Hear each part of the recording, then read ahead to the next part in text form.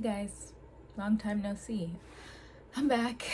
Before I even get into the video, I'd like to give like a little update so you guys know what I've been doing.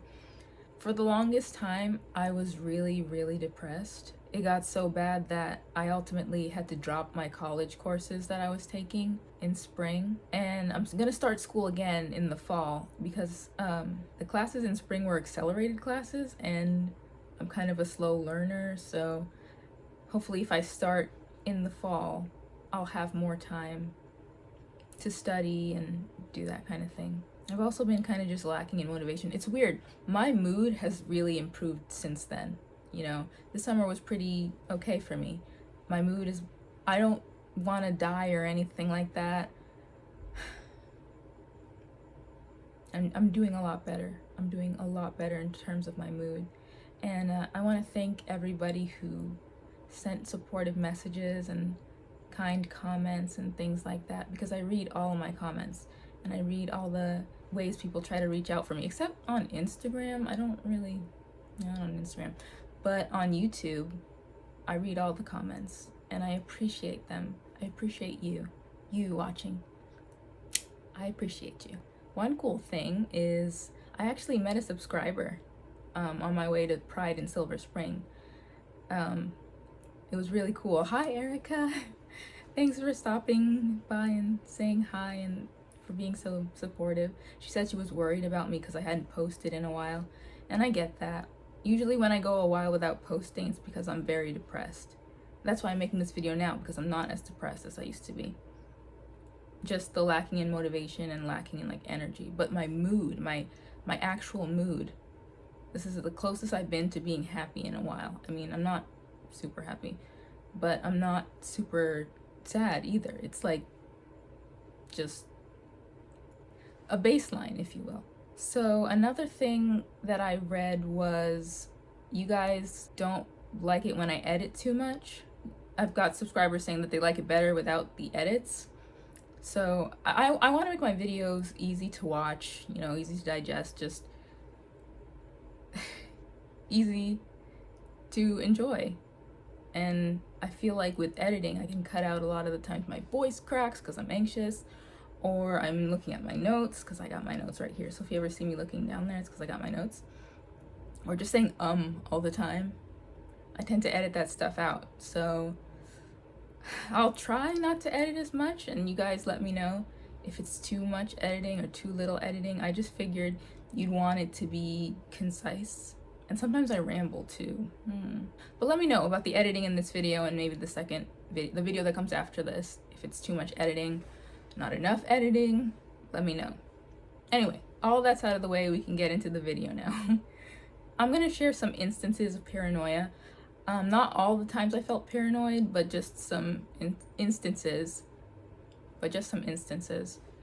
of when I did. And a lot of this was when I was much younger. I don't get super paranoid the way I'm about to describe in this video. Okay, first of all, technically I was never diagnosed with paranoid schizophrenia. I was diagnosed schizophrenia and depression, but I have had my share of paranoid delusions. You know, paranoia and delusions, they go hand in hand. So although I was never diagnosed paranoid schizophrenic, I was schizophrenic person that got paranoid. I don't know. I'm not a doctor. I'm not sure why my first diagnosis was even schizophrenia and depression and not schizoaffective. But whatever. I'm not a doctor. Maybe it makes sense to a doctor and I'm being bad. So first off, there were these things called persecutory delusions. And basically I thought everybody was out to get me. Everybody. I thought everybody in the world was out to get me for the most part. Maybe strangers, friends, family. I thought everybody was out to get me. It was so scary. Like, it really changes your perception on how you, any thought disorder, it changes your perception and how you see the world. So I saw it as a terrible, unsafe place where anybody could get me at any time. You know, even my own family, I thought they were out to get me. I thought the doctors were out to get me. I thought strangers just at the park were out to get me. And I remember being so terrified. It's kind of like a dream You know, when you're in a dream, you do stuff that might not make sense in real life, but it made sense in the dream. It's like that. It's like being in a, it's more like being in a nightmare. It's like a nightmare that you cannot wake up from. Yeah, that, no, that pretty much sums it up. Yeah, it's like a nightmare you can't wake up from. As far as perception goes and how you perceive the world, it's terrible. So the thing about paranoia is I can't really control it. I can only take medicine, go to therapy, do all that stuff, but there's no cure for paranoia. Luckily, like I said, I don't experience it that much anymore. And when I do, it's not to the same degree that it was when I was living that nightmare and having all these paranoid episodes. Like, people would be talking and laughing and giggling amongst themselves, and I would think they were laughing at me. When I saw people talking, I assumed they were talking about me and how they were going to get me. Even children, when I saw children running around talking to each other, I'm like, they're talking about me, they want to destroy me. And it just feels so real. That's the crazy part. I don't know the science behind it, but it feels very real and very scary. Another thing that I've noticed is that when I get stressed, that's when the paranoia tends to come and stuff like that. Obviously, like I said again, I'm on a lot of medication and I'm nowhere near as bad as I used to be, or how bad I am in the stories that I've listed here. But you know, it's usually brought on by stress.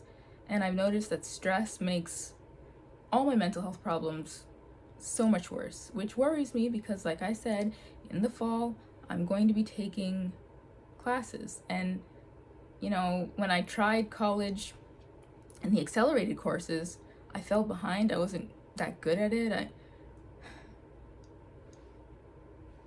I just really sucked at it. And I don't want that to happen again. So hopefully I won't get too stressed. But when I think of college, I think of stress. So hopefully I won't have an episode for the next few years while I pursue a career. Doesn't sound very realistic, but what else can I do? Well, I had a really, really bad paranoid episode this one time where I thought the police were out to get me. I thought the police were out to get me and that my laptop wanted me to die. It kept telling me to die, and I was really scared. I remember being terrified, especially because I couldn't call the police. They were out to get me. Nobody's gonna help me. And my laptop is trying to kill me. It keeps sending me messages. It's saying that it's going to kill me. And I got a knife and I sort of just moved into the fetal position and sort of just started rocking back and forth, crying. And then my sister saw this and she was like, it's okay, it's gonna be okay. You calm down, it's gonna be okay. She was 12, you know, putting up with that. That's 12-year-olds shouldn't have to deal with that, but she did, and she was like, let's get you back to bed. I told her that the laptop said I had to die, and she said, no, let's just go to bed, okay? And then I told her, well, I don't trust her. I don't trust police like her. You're all in it. You're all trying to destroy me. She was like, no, it's okay. And she like wrapped me in a blanket and then went off to middle school. I just remember being paralyzed with fear. I couldn't move for the most part. That's why I was in the fetal position. And even after she tucked me into bed, I was still in the fetal position, terrified. That is probably one of the most scary times, like throughout my entire experience being schizoaffective, was that day. That day was, it was bad. There's another instance I'm going to tell you about. They're kind of equal. They were both really bad. That's why I'm bringing them up. But yeah, I thought my sister was a cop. Thought she was out to get me. I thought the cops were out to get me. It's so scary. It is. It's like a nightmare. That whole episode was one of the most terrifying episodes ever. I remember feeling so helpless and so scared. I feared for my life. I thought people were trying to kill me. I thought my dad was trying to kill me. I thought my sister was trying to kill me. Which brings us to the next story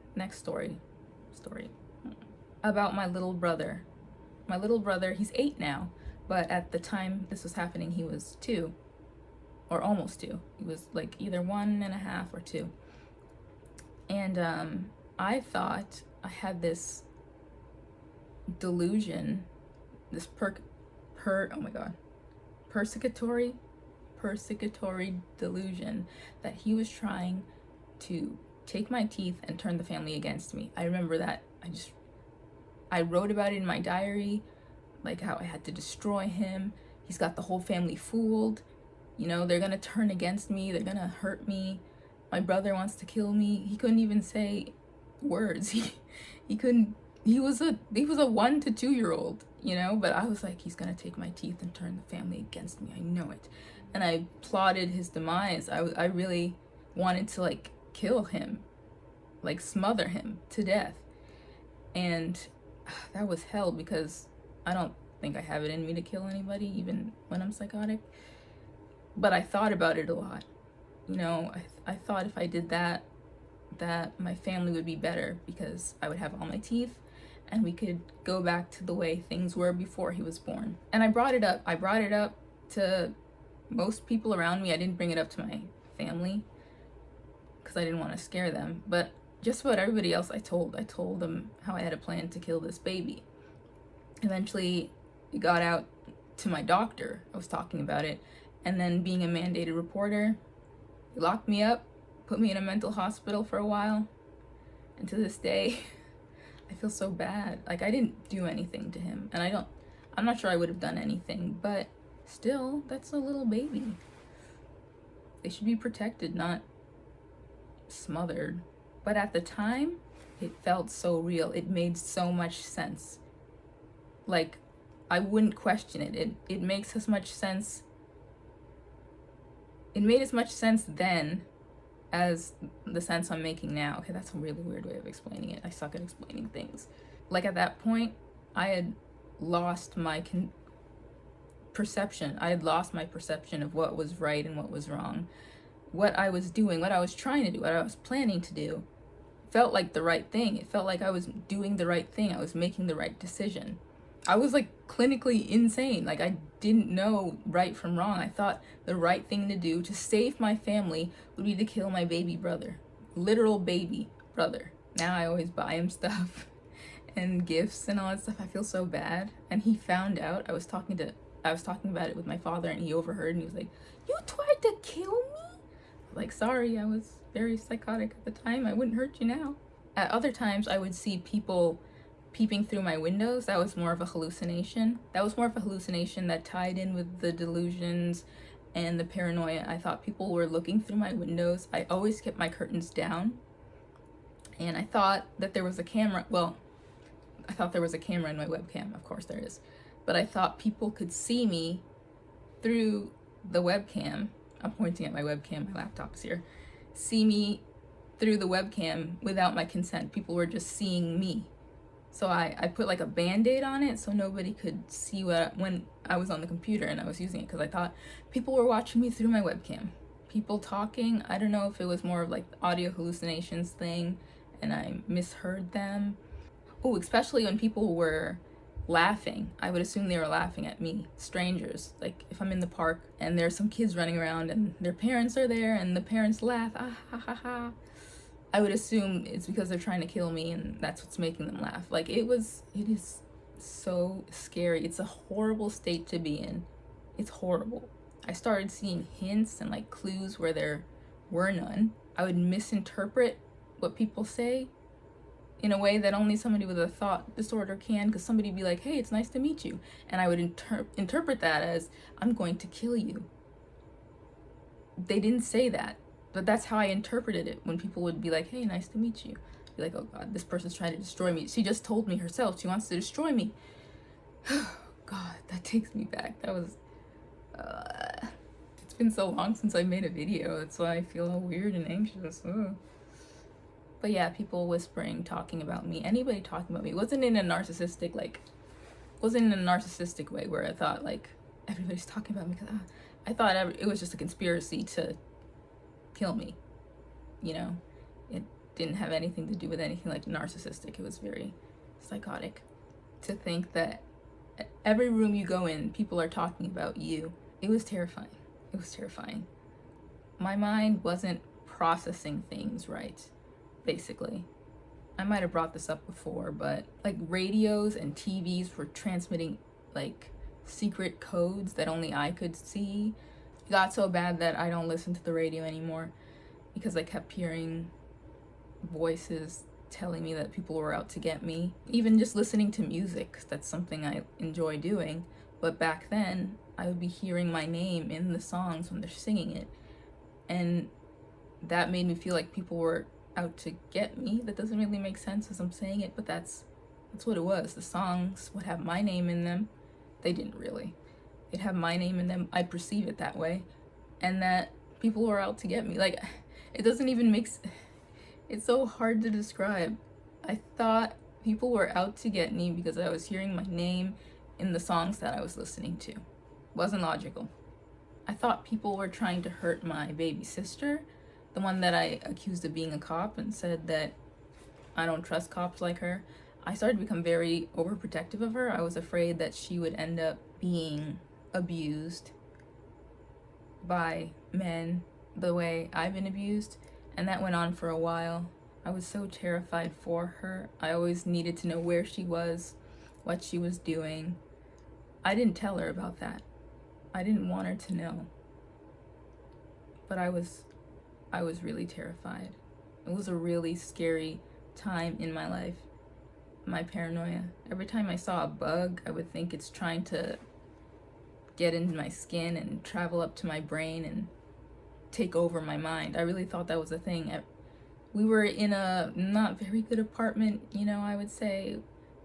This was a while ago. We were my whole family, we lived in an apartment, but the apartment was infested. It wasn't a good apartment. And I would see the bugs and feel them crawling all over me. And I would like scratch at it to the point where I had scratches on my back. I don't think the bugs were doing that. I think I just thought the bugs were doing that. But I was afraid. I was very afraid that they would crawl into my ear when I go to sleep and take over my brain. And then I'd be a bug, essentially, because I'll have a bug brain. Nobody believed me when I talked about this stuff, when I talked about what I was going through, when I talked about what I was experiencing. They just chalked it up to, oh, she's crazy, You're just seeing things, hearing things. I was so terrified. I had no one, honestly. At least that's how I felt. Like, I had a psychiatrist, and I'm not sure if I was in therapy then, but I had a psychiatrist. But I felt like really alone and really scared of everything and everyone, even small children. I thought they were out to get me. So even though I wasn't diagnosed with paranoid schizophrenia, which is schizophrenia, so maybe it might have been something like that, but I feel really bad for anybody who has to do this, has to deal with that as the main thing of their illness, because I don't really get that paranoid anymore. Definitely not like how it was when I thought my family was trying to kill me. But I can't imagine living that life. I mean, I can't imagine it, but it sounds like hell.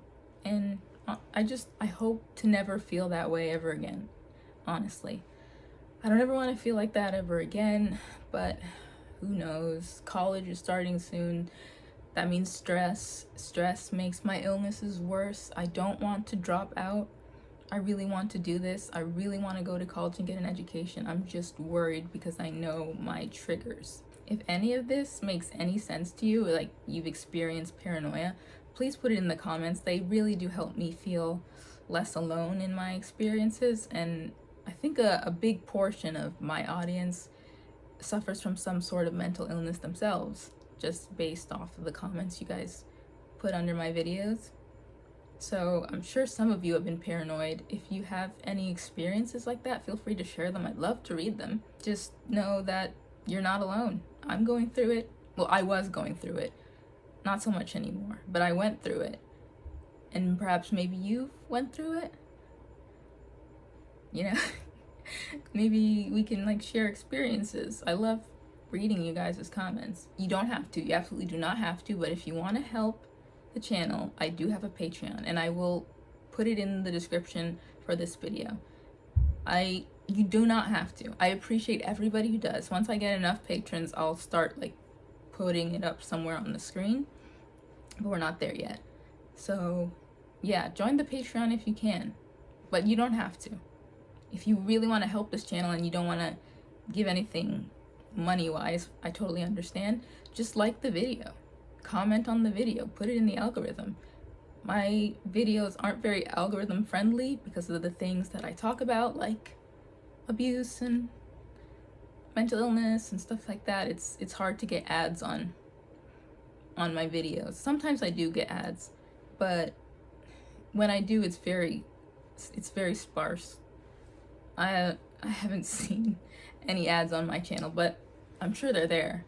I don't make any money off of them. But thanks for watching this whole video. Sorry I was gone for so long. I've been feeling better these past couple of months. It's just making YouTube videos makes me anxious for some reason. I don't know, because I know other people are gonna see it and I get anxious around people.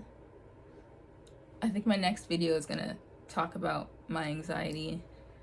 So you got that to look forward to. And I appreciate you. So